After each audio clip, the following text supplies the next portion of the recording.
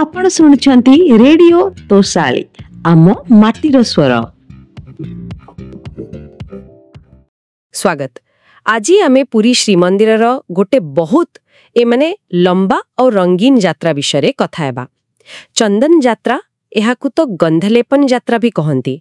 आम पाखरे जो पुस्तक आउ महाप्रभुंकर सेवा परंपरा संबंधी तथ्य अछि से आधार रे आमे चेष्टा करिबा ए जो 42 दिनिया यात्रा एहार गभीरता आउ महत्व को टिके बुझिबा पई। अक्षय तृतीया तो आरंभ हुए और मुख्य कथा हैला गरम दिने ठाकुरंकु टिके ठंडा देबा। किंतु कौन केवल सेतिकी? चलंतु एहार भीतर को जिबा। हाँ, मूल कथाटा तो प्राय सहीया। माने ग्रीष्मर जो प्रचंड खरा सेथुरु ठाकुर मानकु टिके आराम देबा। एथिपई खांटे चंदन काठकु घोरा जाए आउ सिथिरे कर्पूर केसर एसबु मिसेई एक सुवासित लिप तैयारी हुए। एइटा ठाकुरंकर जो चलंती प्रतिमा अछंती तांको देहरे लेपन करा जाए। एई सुगंधित लेपन पाइनी तो ना होईची गंधलेपन यात्रा। एहा खाली गोटे विधि नुहे, माने एहा भगवानंक प्रति थिबा स्नेह आउ जत्नर प्रतीक। अच्छा, आउ सबुठु बड़ कथा हैला जे ए अक्षय तृतीया दिनठु ही रथ निर्माण काम आरंभ हुए। एटा देखुची केमती गोटे यात्रा आउ गोटे बड़ यात्रार प्रस्तुति सह जोड़ी ही रहिछि। हेले एहार आउ किछि गभीर कहानी भी अछि कि? एमती किछि पौराणिक कथा? निश्चय अछि। एहार गोटे बहुत सुंदर पौराणिक संयोग अछि वैष्णव संत माधवेन्द्र पुरींक सहित। कुहा जाए जे वृंदावन पाखरे जो गोपाल बा कृष्ण अछंती से निजे माधवेन्द्रंकु स्वप्नरे कहिथिले कि तांकु बहुत गरम होछि, तांको देहरे चंदन लेपि देले शांति मिलिबो। सेई जो भक्त भगवानंक संपर्कर परंपरा अछि ताकू मने पकाई एठी भी महाप्रभुंक पाई ए सेवा हुए। वाह, केते सुंदर कथा। तेबे ए यात्रा पूरा 42 दिन चले आ एहाकु दुई भागरे बंटा जाइछि बुधे।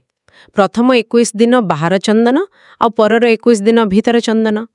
तेबे ए बाहर चंदन रे कोन सबु हुए एटा विषय रे लोके बेसी जानंती। सेटा ठीक, कारण ए समयर बेसी काम मंदिर बाहरे हुए, खास करी नरेंद्र पोखरी रे।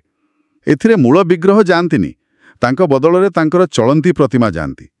मुख्यतः मदन मोहन जे जगन्नाथंक प्रतिनिधि, तांको सह श्रीदेवी भूदेवी राम कृष्ण और पंच महादेव जहांकु पंच पांडव बोली भी कहंती, एमाने शामिल हुअंती। ओहो, पंच महादेव लोकनाथ, जमेश्वर, मार्कंडेश्वर, कपालमोचन आउ नीलकंठेश्वर एमाने समस्ते एकाठी जीवा पछरे किछि विशेष कारण अछि। एटा बोधे पुरीर जो शैव आउ वैष्णव धारार मिलन ताकू दर्शाउछि ना? एकदम ठीक कहले। एहा हेउछि श्रीक्षेत्रर सेई समन्वयर गोटे बहुत सुंदर उदाहरण। प्रतिदिन अपराह्न रे कोन हुए ना, एही सबु देवतांकु सुंदर भावे सजा हिथिबा विमान आउ पालिंकी रे बसा जाए आउ गोटे बड़ पटुआर रे सिंहद्वाररु नरेंद्र पोखरी निया जाए। एहाकु पहंडी विजे कहंती। से समय रे घंट मर्दल महुरी शंखर शब्द आउ कीर्तन रे पूरा दांड कंपी उठाए। देखिबा भलिया दृश्य। नरेंद्र पोखरी रे पहुंचिले तापरे कोन हुए?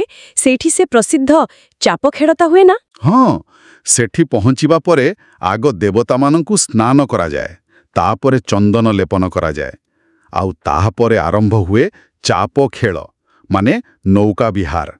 दुईटी मुख्य डंगा थाए, गोटे नंदा आउ गोटे भद्रा। ताकू पूरा सुंदर भावे सजा जाई थाए, प्रायतः हंस आकृति रे। नंदा डंगारे मदन मोहन, श्रीदेवी भूदेवी रुहंती आउ भद्रारे राम कृष्ण और पंचमहादेव एमाने जल क्रीड़ा करंती।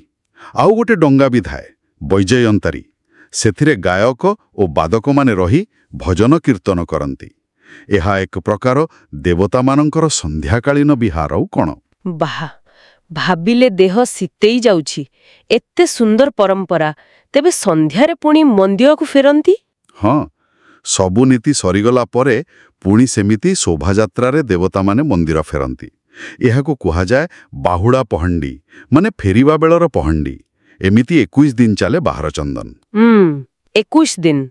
हाँ, ए तो गला बाहर चंदनर कथा, जहा बेस कोलाहलमय।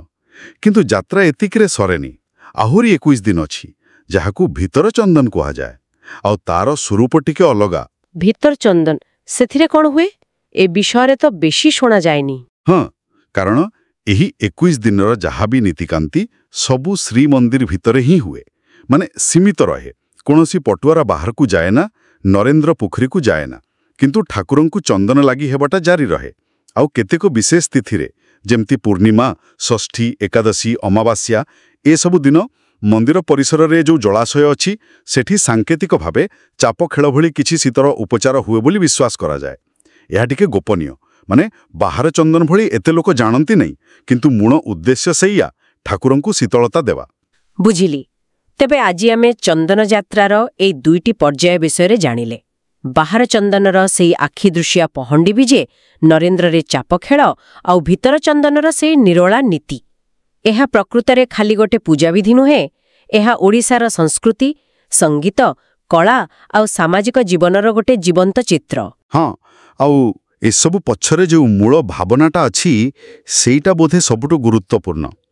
ए यात्रा देखाए जे भक्त और भगवान को भितर केमिति गोटे अनाबिल स्नेहर संपर्क थाए। भगवान को सुख और आराम पाई भक्त केते जत्नशील होई पारे। एते लंबा समय धरी 42 दिन एते श्रद्धारे सेवा करिबा एडा सेई गभीर संपर्कर प्रमाण। ए विषय चिंता कले मन को आसे आम निज जीवन रे मनीष भितर भी एमिति जत्न और स्नेह केते जरूरी नुहे कि? एकदम ठीक, निश्चय। एही चिंता सहित ही आजिर आलोचना शेष करिवा। जदि चंदन यात्रा को नहीं आउ कहार किछि निज अनुभूति बा किछि विचार अछि तेबे आमको कमेंट बॉक्स रे जणाई परिबे। पुणी भेटिबा आउ एक विषयर गभीर आलोचना सहित। आपण सुनुछंती रेडियो तोसाली, आम माटीर स्वर।